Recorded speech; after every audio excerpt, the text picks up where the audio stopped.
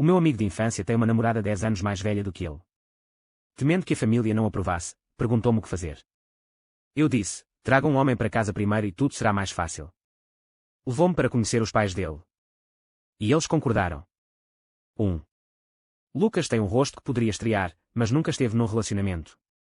Depois de rejeitar a enésima rapariga que lhe pediu o contacto. Perguntei-lhe, ela é tão bonita, por que é que não tenta? Passou o braço à volta do meu ombro e, como sempre, tocou-me no lóbulo da orelha. Perguntou-me num tom estranho, linda, de que tipo gostas? A pele da minha nuca coçou e estremeci, afastando a sua mão. Olhando para cima, vi os cantos dos seus lábios franzidos e caídos. Este era o sinal de raiva do Lucas. Fiquei perplexa. Olhei novamente para a rapariga, quem é que não gosta de coisas bonitas? No momento seguinte, a minha visão foi bloqueada e o rosto do Lucas surgiu à minha frente.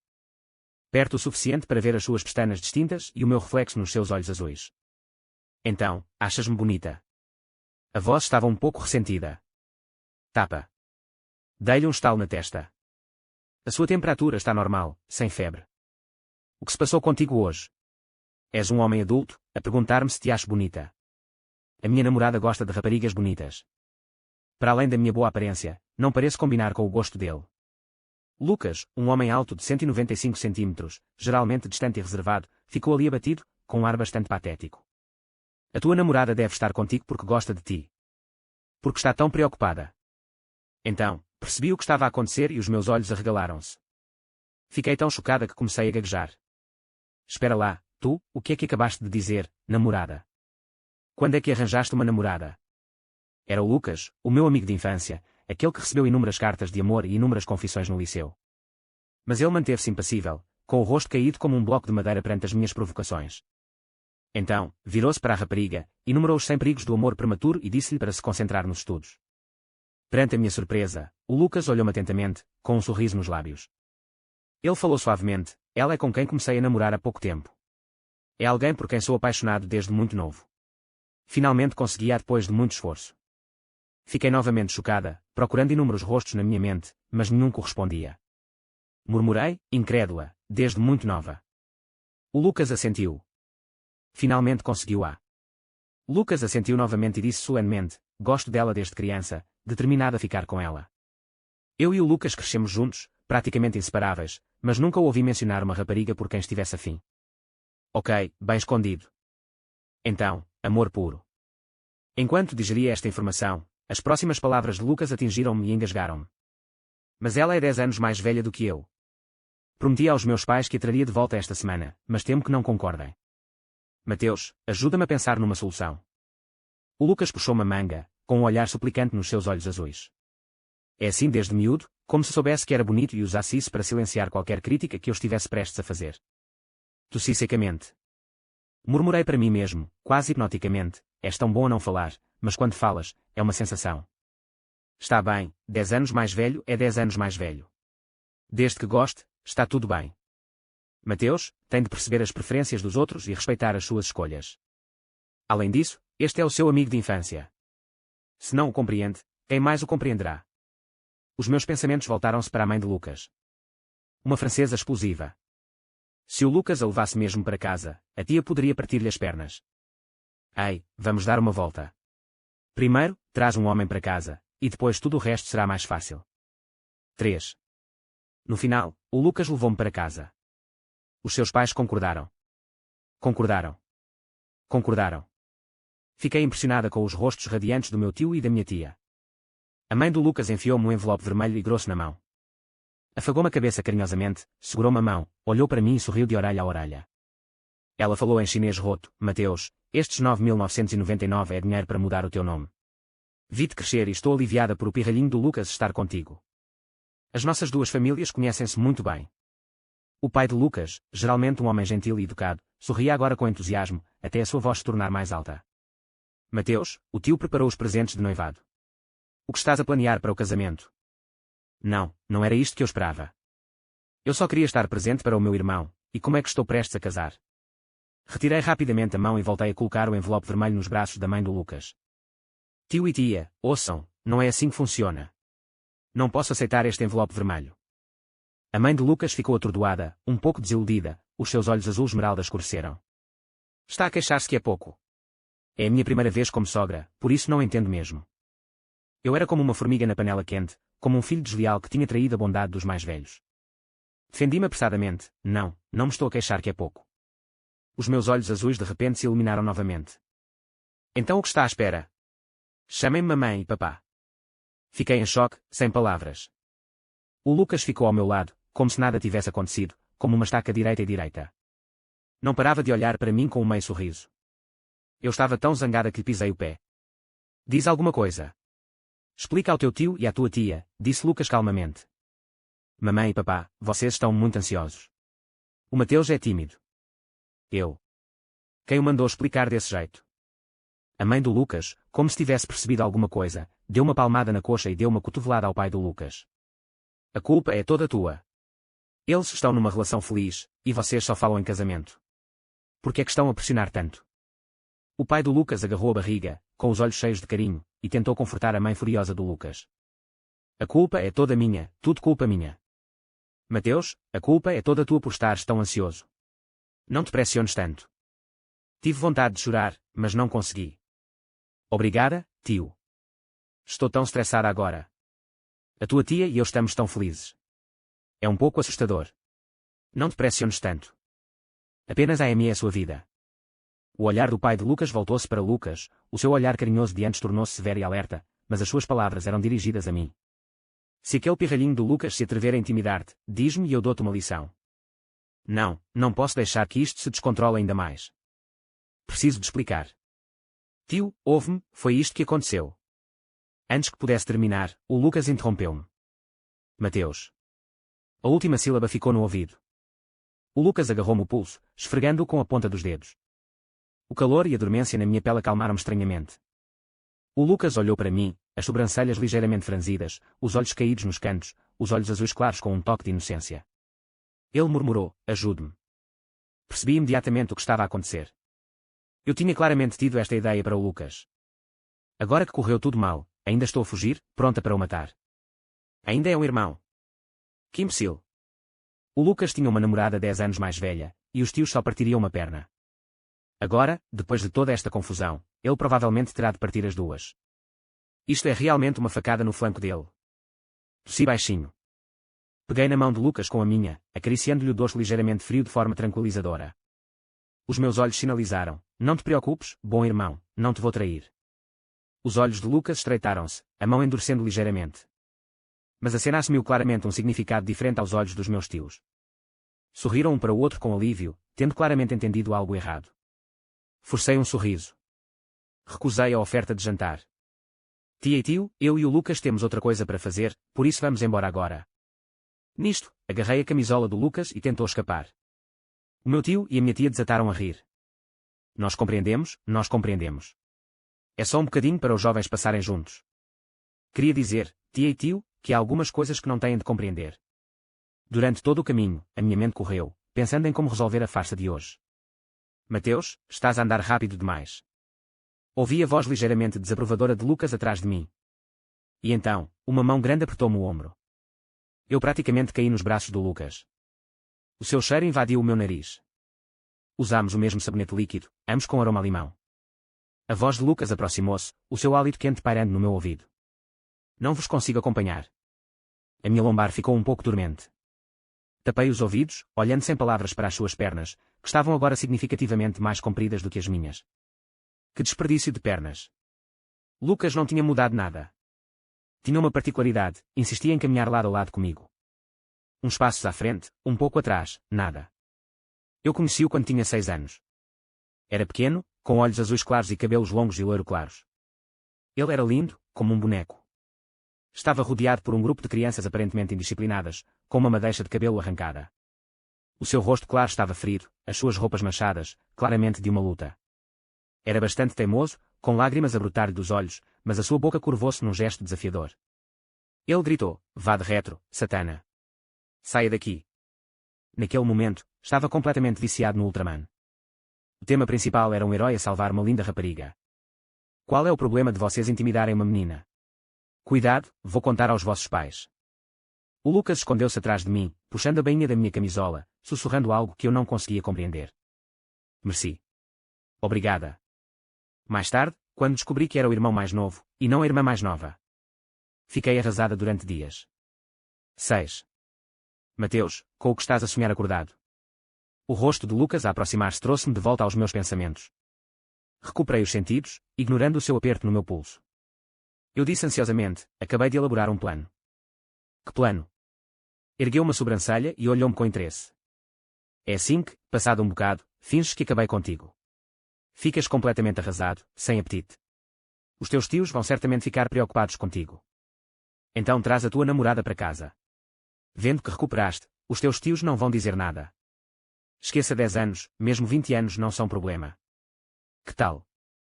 Quanto mais falava, mais achava que iria resultar, e olhei para o Lucas com expectativa. Mesmo tendo começado mal, ainda assim atingiu o objetivo original. Como é que esta não seria uma forma indireta de salvar a situação? Mas os olhos do Lucas ficaram mais frios enquanto eu falava. Mateus, como é que não percebi que és tão inteligente antes?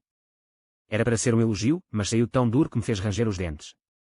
Ele estava novamente zangado. Eu também tenho um temperamento explosivo e perdi logo a paciência.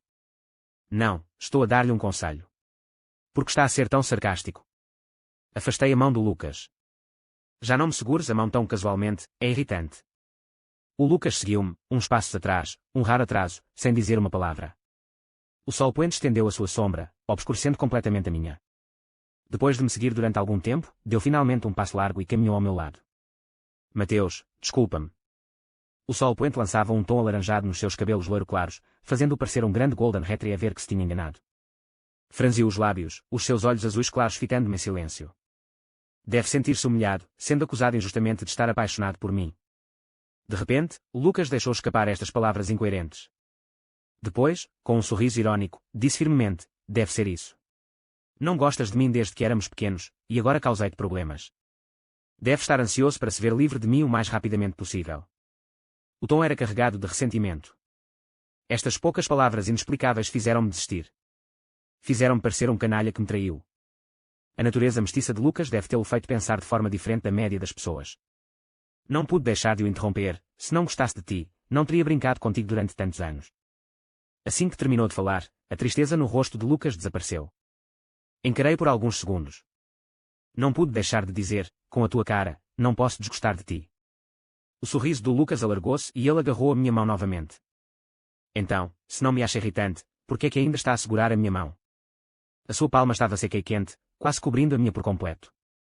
Esta foi a primeira vez que percebi diretamente que, embora sejamos ambos homens, as mãos de Lucas eram muito maiores. Engasguei-me por um momento. Ele murmurou, já estás a segurar a minha mão e estás a pedir. Apertou o aperto com mais força, como se me quisesse impedir de me largar.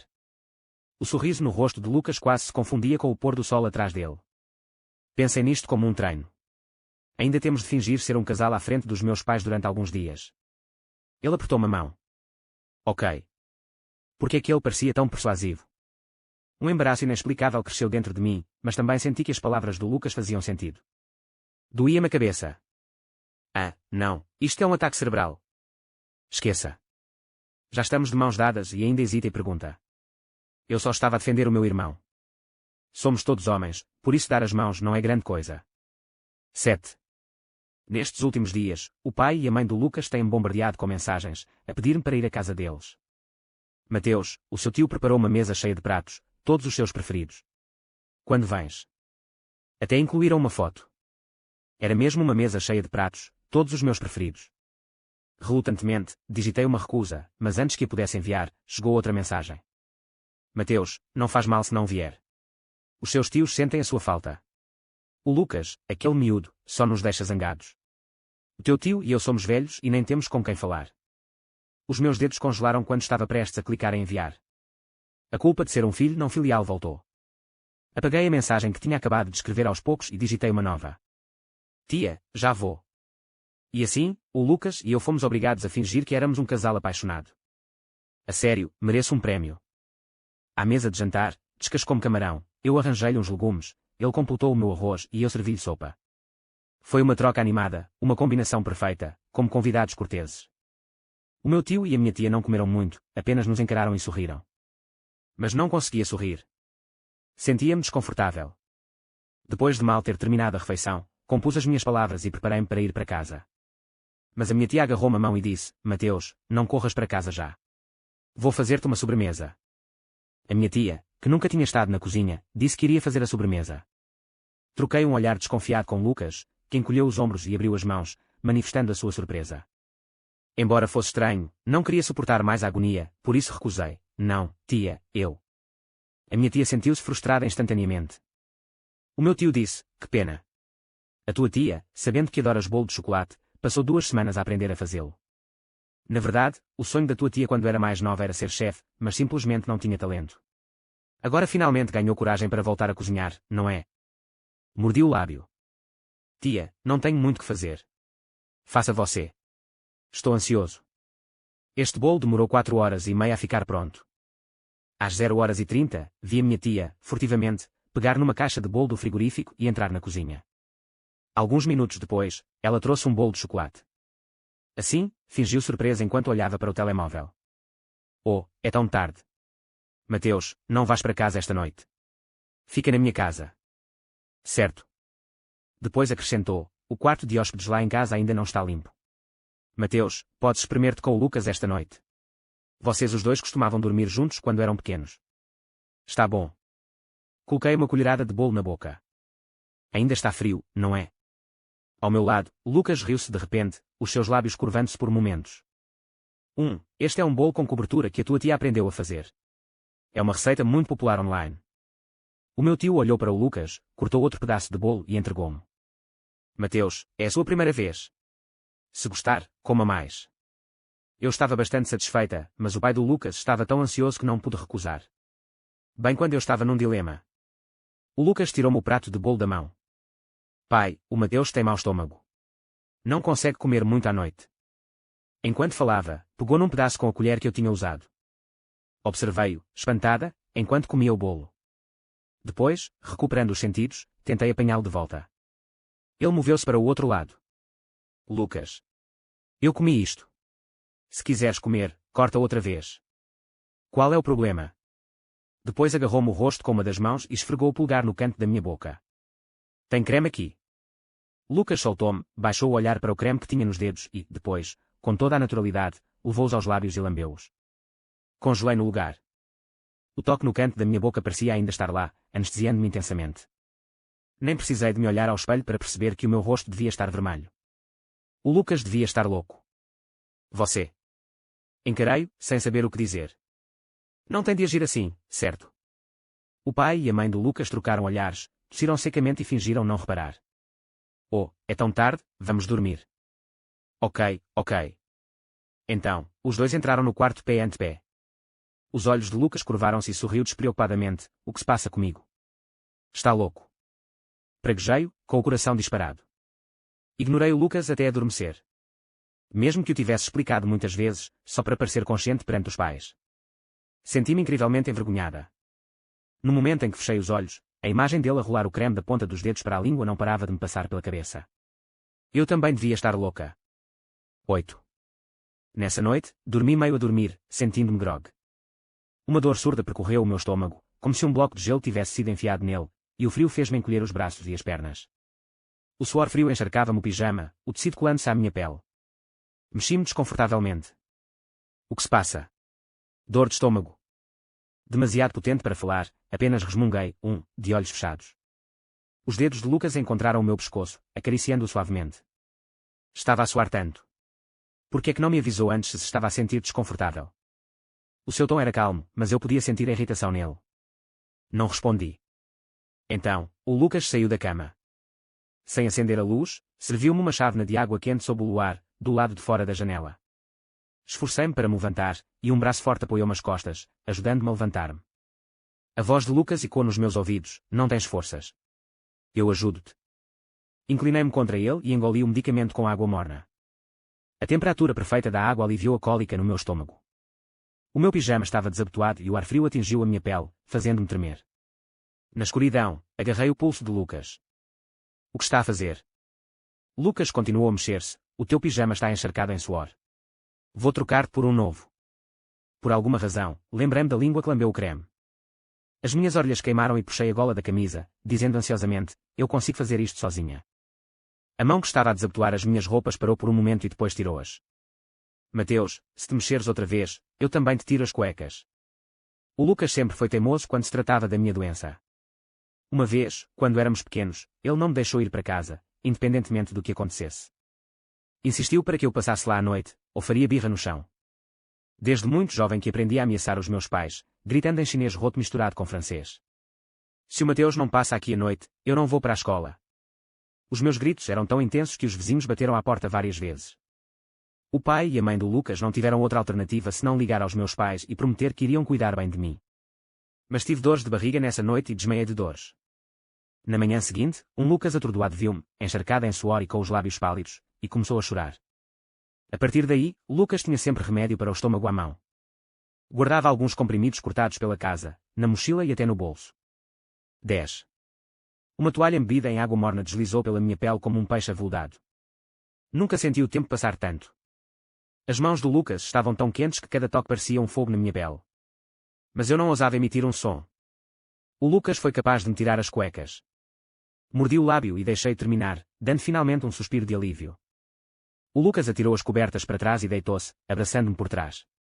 A sua mão grande acariciou a minha barriga. Está a sentir-se melhor? Cantarolei, esforçando-me um pouco. Já não dói. Não me segure, está a apertar. Mas o Lucas abraçou-me com mais força, o queixo apoiado no meu cabelo. Pijamas pressionados uns contra os outros, um ajuste perfeito. Estou com frio. Não me consigo aquecer. Enquanto falava, a sua respiração aproximava-se, entorpecendo os meus ouvidos. Estamos no fim do outono. Há tanto tempo que trabalho tanto com roupas finas. Tenho frio. Mas a sua mão na minha barriga e o seu peito atrás de mim estavam claramente escaldantes. Estás a mentir. Não tens frio nenhum, retruquei. Tenho frio, insistiu Lucas. Ele acrescentou, tu não és eu. Como é que sabes que não tenho frio? Eu não queria discutir. Já era bastante tarde e as minhas pálpebras estavam fechadas de sono. Apertei os dedos do Lucas. Disse com sinceridade, obrigada por hoje, Lucas. O Lucas não respondeu. Passou um tempo indeterminado e, quando estava prestes a adormecer, a voz baixa de Lucas soou-me ao ouvido. Mateus, estás mesmo contra mim? Murmurei, o que é que estás a pensar? Com isto, adormeci. Um momento depois, Lucas murmurou novamente, então por que é que não te podes apoiar um pouco mais em mim? Como não respondi, suspirou. Deixa estar. Boa noite. Na manhã seguinte, o Lucas acordou-me. Peguei nas roupas que ele me entregou e vesti-as. A gola estava solta e percebi que não eram minhas. Lucas, onde estão as minhas roupas? Lucas desviou o olhar. Já as lavei. Pode usar as minhas. Quando se sentia culpado, os seus olhos desviavam-se. Eu apertava-as. Lavou-as mesmo. Sim, disse ele, pegando no casaco e vestindo-me. Temos aulas às 8 horas hoje.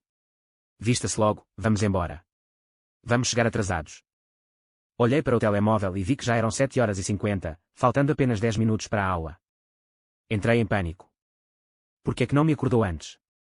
Corremos para a sala de aula antes do toque. Para minha surpresa, alguém chegou ainda mais atrasado do que nós. Um rapaz de preto sentou-se ao meu lado e disse, bom dia. Era o Gustavo, meu colega de turma do liceu e colega do Lucas.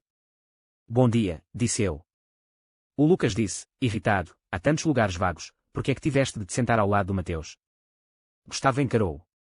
Há tanta gente aqui, por que é que te importas com onde eu me sento? Não se davam bem no ensino secundário. Agora, estavam em desacordo, mesmo tão cedo. Sempre apaziguadora, só conseguia dizer, parem de discutir. Ficar zangado tão cedo só vai custar dinheiro. Os dois pararam por momentos. Passado um bocado, o Gustavo fez um TSK, impaciente. Ele olhou para a minha nuca, porque é que estás a usar as roupas dele? Puxei a bainha solta da camisa, dormi em casa do Lucas ontem à noite e, depois de lavar a roupa, tive de usar a dele. O Gustavo continuou a olhar para a minha nuca, como se ali tivesse crescido uma flor. Perguntei, o que se passou? Gustavo desviou o olhar, nada, só estou a lamentar como aqueles mosquitos de outono são irritantes. Fiquei intrigada, já estamos no fim do outono e ainda há mosquitos. O Gustavo não me respondeu, mas perguntou, por que é que estás a dormir em casa dele sem motivo? Suspirei, é uma longa história. Contei então ao Gustavo toda a história, do princípio ao fim. Gustavo ouviu em silêncio e comentou com uma única palavra, 6. Maravilhei-me com a sua calma, chega. Pensou por um momento e acrescentou, muitos 6. Não me vai dar um conselho.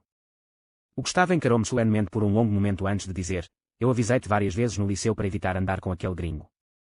Ele não é gringo, é mestiço, meio chinês. Além disso, fui eu que dei o mau conselho. Gustavo levou a mão à testa, não tem jeito. Durante o intervalo, Lucas tirou da mochila maçãs, uma garrafa térmica e um medicamento para o estômago. A água do copo está morna, por isso não vai queimar a boca. Toma um medicamento depois de comer a sanduíche. Lucas aconselhou como uma velha, concluindo: tiveste dores de barriga esta manhã.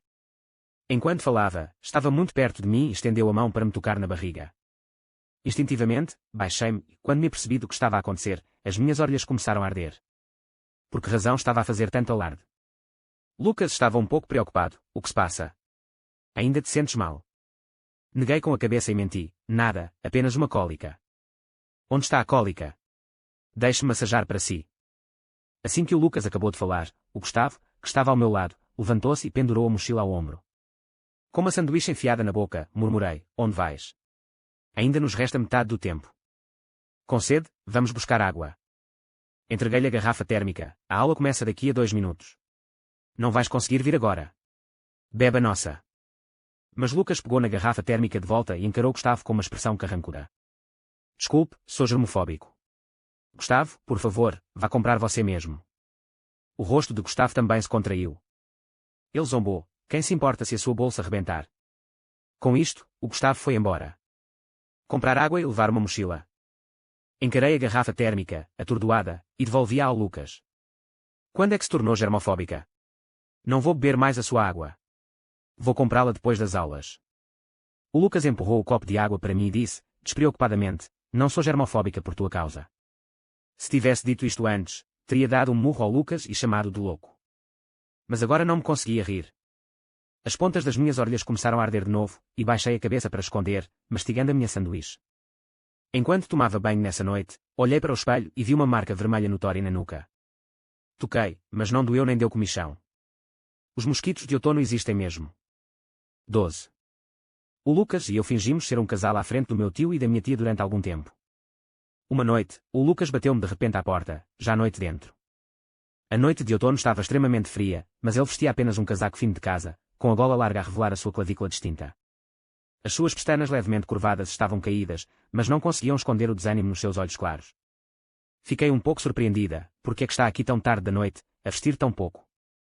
Ele disse: infeliz, contei aos meus pais sobre a minha namorada, que estávamos apenas a fingir. Expulsaram-me.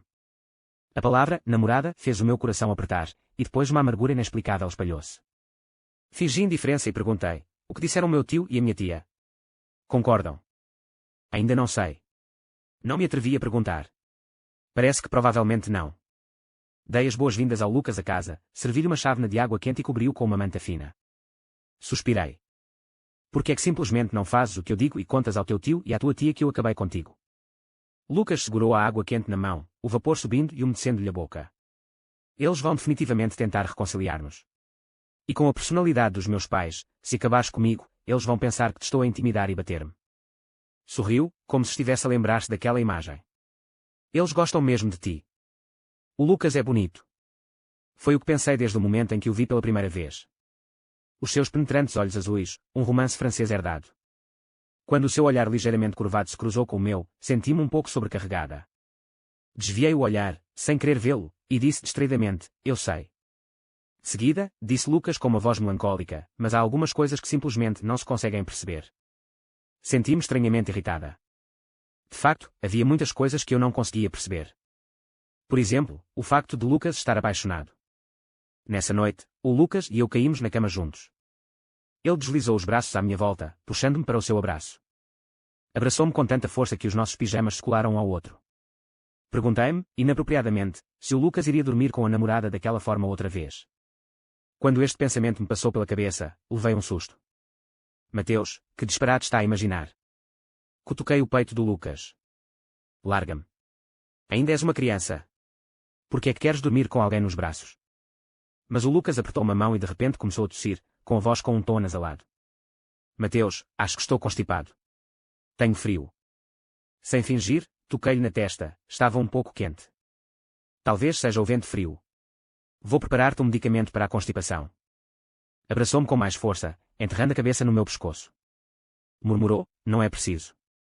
Estou de boa saúde. Vou ficar bem depois de uma boa noite de sono. O Lucas tinha boa saúde desde criança. Comparada com ele, eu era praticamente frágil e doente. Eu não me conseguia soltar, por isso simplesmente deixei fazer o que queria. Então vá dormir. Na escuridão, encarei o teto de olhos abertos, sentindo a respiração constante e quente contra o meu pescoço. Era como uma pena leve, que flutuava do meu pescoço para o meu coração.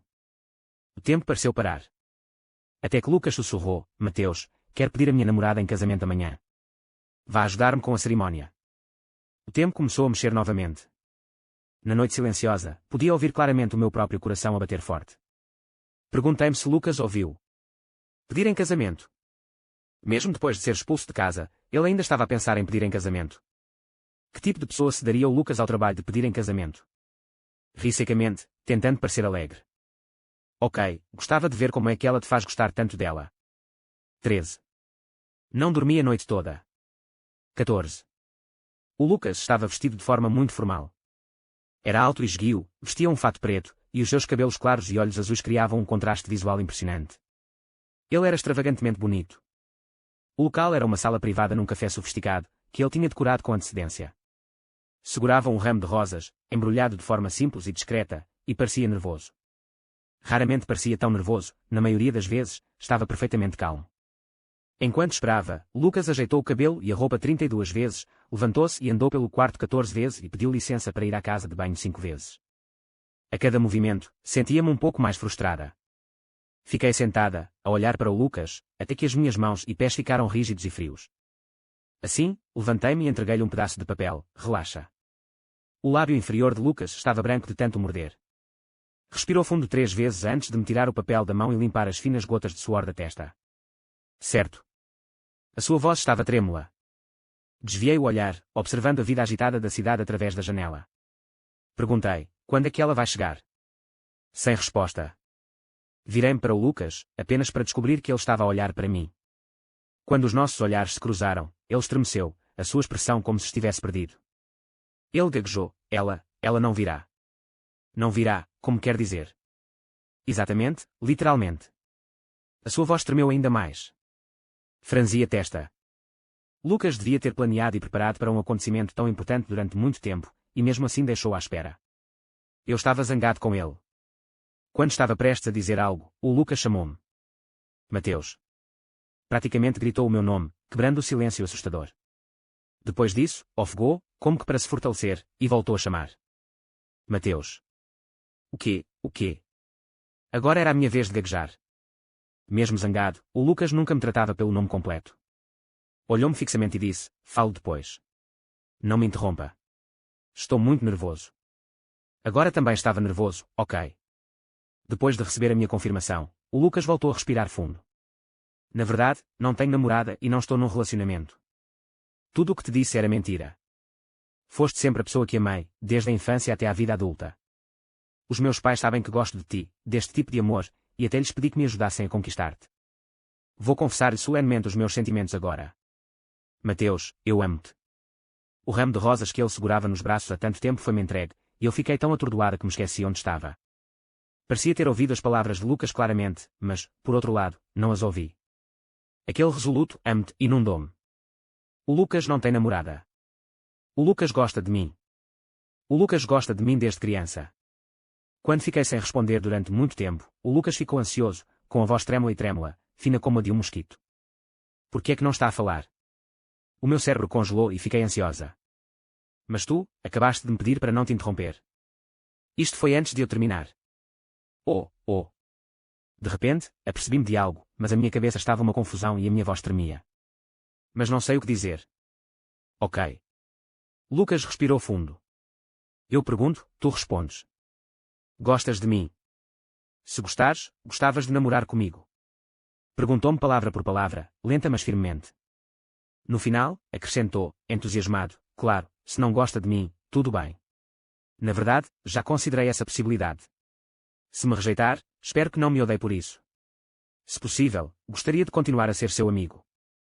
Quase me afoguei naqueles olhos azuis claros. Ouvi-me dizer, gosto de ti. Também gostaria de namorar contigo. Eu gosto do Lucas. Apercebi-me disso ontem à noite, quando não conseguia dormir. Era só que tinha medo de o admitir e tinha medo que isso o afastasse. Esqueci-me como aceitei o ramo de rosas.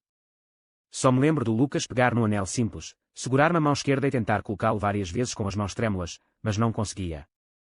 Finalmente, puxou-me para os seus braços. No meio do perfume das rosas, um líquido quente escorreu pelo meu pescoço. Dei-lhe uma palmadinha nas costas, porque estás a chorar. Lucas chorou alto, como se tivesse sofrido uma injustiça profunda. Entre lágrimas, disse, esqueci-me de me ajoelhar quando te coloquei a aliança. Já pratiquei isso muitas vezes. 15. O Lucas não só tinha os pais descoberto, como também já tinha feito a minha muito antes. Deitei-me na cama, levantei a mão e olhei para o anel simples no meu dedo anular através da luz. Não pude deixar de resmungar, quem é que dá um anel a alguém logo após declarar o seu amor? Assim, abri a minha câmera, tirei uma fotografia e publiquei-a no WeChat Moments. O Gustavo gostou. Enviei-lhe uma mensagem privada, o Lucas e eu estamos num relacionamento. Gustavo, adivinhei. Eu, como é que não está nada surpreendido? Gustavo, surpreendido com o quê? Quando vai casar? Já preparei o dinheiro do meu presente. O meu rosto corou e não consegui pensar numa resposta. No segundo seguinte, uma mão grande arrancou-me o telemóvel. O Lucas abraçou-me por trás, com quem estás a falar com tanto entusiasmo? Fiquei a ouvir as tuas notificações de mensagens na casa de banho. Mordeu-me a orelha e virou-me. Mateus, estou com ciúmes. Inclinou-se e beijou-me, mas depois afastou-se, olhando-me nos olhos e sussurrando, GP é os embracer. Fiquei confusa, como assim? Estou a perguntar se podemos beijar-nos. O seu cabelo recém-lavado estava úmido e gotas de água pingavam no meu rosto. O meu coração disparou. Mas acabaste de me beijar. Ele riu baixinho. Desta vez é diferente. Abra a boca. Fim.